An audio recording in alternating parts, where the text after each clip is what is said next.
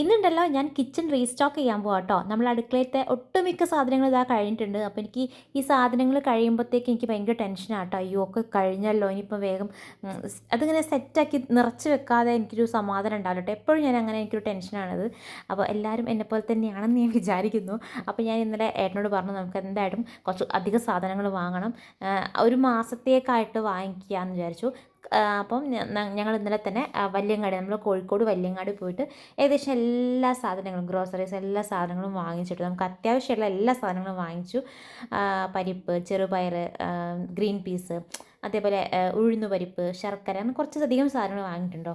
അപ്പോൾ എല്ലാം ഞാൻ 1 കിലോ വെച്ചിട്ടാട്ടോ വാങ്ങിച്ചത്. കാരണം 500 വെച്ച് വാങ്ങിക്കുമ്പോൾ പെട്ടെന്ന് തന്നെ തീർന്നു പോകും. ഇപ്പോൾ 1 കിലോ ആകുമ്പോൾ നമുക്ക് ഒരു മാസം കംപ്ലീറ്റ് കിട്ടും കേട്ടോ. ഞാൻ സാധാരണ അങ്ങനെയാണ് വാങ്ങിക്കാറുള്ളത്. അപ്പോൾ ഇതാ ഏകദേശം എല്ലാ ബോട്ടിൽസും ഞാൻ നിറച്ച് വെച്ചിട്ടുണ്ട്. പിന്നെ ഈ ഒരു കടല നമ്മൾ 500 വാങ്ങിക്കാറുള്ളൂ. കാരണം ഇത് അധികമൊന്നും ഇങ്ങോട്ട് ഇവിടെ ഓടാത്തൊരു കടലയാട്ടോ, അതൊക്കെ അത്ര ഇഷ്ടമല്ല. പിന്നെ പഞ്ചസാര ഞാൻ ഈ ഒരു കുപ്പിയിലാട്ടോ ഇട്ട് വെക്കുന്നത്. നമ്മൾ അച്ചാറിൻ്റെ കുപ്പിയാണ്, അത് ഞാൻ കഴുകി ഉണക്കിയിട്ട് ഇതിൽ ആക്കി വെക്കുക കേട്ടോ. സത്യം പറഞ്ഞാൽ പഞ്ചസാര, അതുപോലെ ഉപ്പ്, പുളി, അങ്ങനത്തെ സാധനങ്ങളൊക്കെ കുപ്പിയിലിട്ട് വെക്കണം എന്ന് പറയാറുണ്ട്.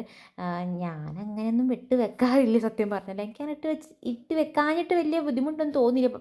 പക്ഷേ ചില ആൾക്കാർ പറയുന്നത് കേട്ടിട്ടുണ്ട് കുപ്പീൻ്റെ ചില്ലിൽ ഇട്ട് വെക്കണമെന്ന്.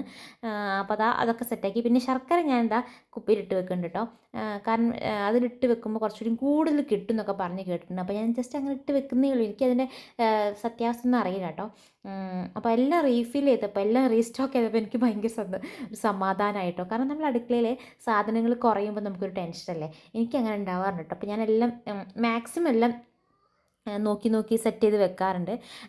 നിങ്ങൾ ആദ്യമായിട്ട് എന്താ പറയുക, അടുക്കളയിൽ പുതിയ കുട്ടികളുണ്ടാവില്ലേ, കല്യാണം കഴിഞ്ഞിട്ട് അല്ലെങ്കിൽ ഇപ്പോൾ ഒറ്റയ്ക്ക് വീട് മാനേജ് ചെയ്യാൻ പോകുന്ന ആൾക്കാർക്ക് എങ്ങനെയാണ് സാധനങ്ങൾ വാങ്ങേണ്ടത്, എങ്ങനെ റീസ്റ്റോക്ക് ചെയ്യണമെന്നൊക്കെ വലിയ ഐഡിയ ഉണ്ടാവില്ല. അപ്പോൾ നിങ്ങൾ അങ്ങനെ സാധനങ്ങൾ വാങ്ങിക്കുന്നുണ്ടെങ്കിൽ നിങ്ങൾ ഹോൾസെയിലായിട്ട്, നമ്മൾ കോഴിക്കോടുള്ള ആൾക്കാരാണെങ്കിൽ വലിയങ്ങാടി പോയിട്ട് ഹോൾസെയിലായിട്ട് വാങ്ങുന്നതായിരിക്കും ഏറ്റവും ബെറ്റർ. നമുക്ക് കുറച്ചുകൂടി ലാഭം അതാട്ടോ. അല്ലാതെ നമ്മൾ റീറ്റെയിലായിട്ട് നമ്മുടെ അടുത്തുള്ള കടയിൽ നിന്നൊക്കെ വാങ്ങിക്കുമ്പോൾ ഒരു 500 രൂപയ്ക്കൊക്കെ വാങ്ങിക്കുമ്പോൾ കുറച്ച് സാധനമൊക്കെ കിട്ടുള്ളൂ. അല്ലാണ്ട് നമ്മൾ ഇങ്ങനെ ഹോൾസെയിലായിട്ട് സാധനം വാങ്ങിക്കുമ്പോൾ നമുക്ക് അത്യാവശ്യം നല്ല രീതിയിൽ നല്ല ക്വാണ്ടിറ്റിയിൽ സാധനങ്ങൾ കിട്ടുന്നതായിട്ട് എനിക്ക് ഫീൽ ചെയ്തിട്ടുണ്ട് കേട്ടോ. അപ്പോൾ ഞാൻ ഇത് ഇങ്ങനെ തന്നെയാണ് ചെയ്യാൻ ഉദ്ദേശിക്കുന്നത്, ഇങ്ങനെ തന്നെയാണ് ഇപ്പോൾ ചെയ്യാറുള്ളത് കേട്ടോ. അപ്പോൾ ഏകദേശം എല്ലാം സെറ്റാക്കി നമ്മൾ ഇത്രയും സാധനങ്ങൾ വാങ്ങിയിട്ടുണ്ട് കേട്ടോ. അപ്പോൾ എനിക്ക് സമാധാനമായി. അപ്പോൾ ഇന്നത്തെ റീസ്റ്റോക്ക് നിങ്ങൾക്ക് ഇഷ്ടപ്പെടുന്നു വിചാരിക്കുന്നു. പിന്നെ അടുത്ത വീട്ടിൽ കാണാം. അതുവരെ വെൽക്കം.